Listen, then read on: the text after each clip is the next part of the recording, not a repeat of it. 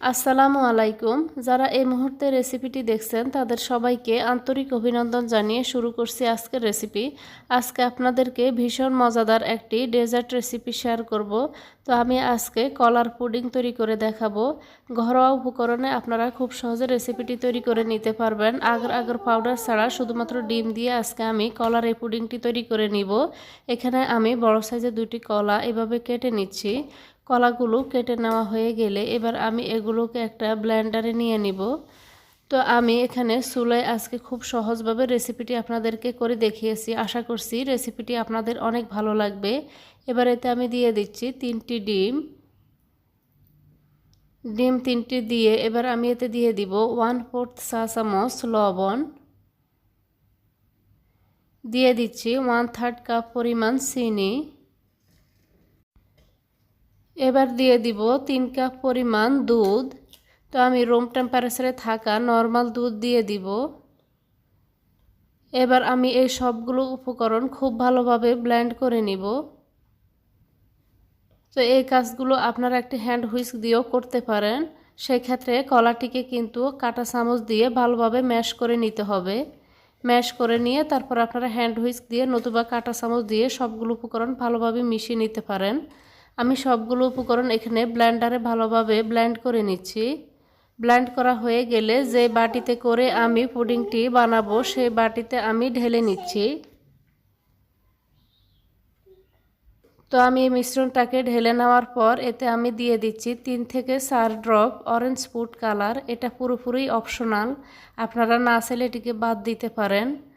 তো ফুড কালারটা দিয়ে আমি ভালোভাবে এগুলোকে একটু মিশিয়ে নিচ্ছি। আমি একটি চামচের সাহায্যে হালকা হাতে এগুলোকে একটু আলতো করে মিশিয়ে নিচ্ছি।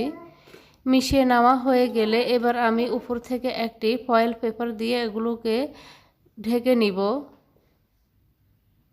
তো আমি এটাকে মিশিয়ে নিলাম। আমি এবার ফয়েল পেপার দিয়ে এটাকে আমি ঢেকে নিচ্ছি। আপনাদের হাতের কাছে যদি ফয়েল পেপার না থাকে সেক্ষেত্রে আপনারা একটি প্লেট দিয়েও কিন্তু এগুলো এভাবে ঢেকে নিতে পারেন।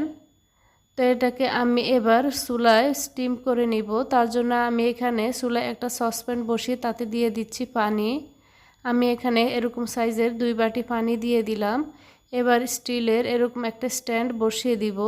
দিয়ে তার উপরে আমি যে বাটিটাতে আমি পুডিং জমাবো সেই বাটিতে আমি এভাবে দিয়ে দিব।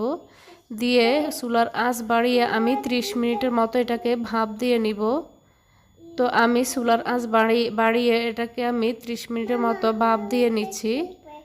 ভাপ দিয়ে নেওয়া হয়ে গেলে আমি চুলার আঁচটা এ পর্যায়ে বন্ধ করে দিব। বন্ধ করে অপেক্ষা করব পুডিংটার কিছুটা ঠান্ডা হয়ে যাওয়ার জন্য। তো পুডিংটাকে আমি ঠান্ডা করে নিলাম। যখন পুডিংটা ঠান্ডা হয়ে যাবে তখন আমি এটাকে এভাবে ফয়েল পেপার সরিয়ে তারপর এটাকে চারপাশ থেকে চামচ দিয়ে একটু আলগা করে নিচ্ছি। এতে করে খুব সহজেই কিন্তু পুডিংটা খুলে আসবে। তো দেখতেই পাচ্ছেন পুডিংটা কিন্তু আমার খুব সহজেই কিন্তু খুলে এসেছে। তো এবার উপর থেকে আমি কিছুটা রাইস চকলেট দিয়ে এটাকে এভাবে সাজিয়ে দিচ্ছি। এতে করে এই ডেজার্টটি কিন্তু দেখতে অনেক আকর্ষণীয় দেখাবে। তো এভাবে খুব সহজে আপনারা বাসায় থাকা কলা আর ডিম দিয়ে কিন্তু এভাবে আপনারা রেসিপিটি তৈরি করে নিতে পারবেন। আশা করছি রেসিপিটি আপনাদের খুব ভালো লেগেছে। এতক্ষণ এই ভিডিওটি দেখার জন্য সবাইকে অনেক ধন্যবাদ। আল্লাহর কাছে সবার সুস্থতা ও মঙ্গল কামনা করে আজ এখানেই বিদায় নিচ্ছি। দেখা হবে ইনশাল্লাহ পরবর্তী কোনো নতুন এবং সহজ রেসিপি নিয়ে। আল্লাহ হাফেজ।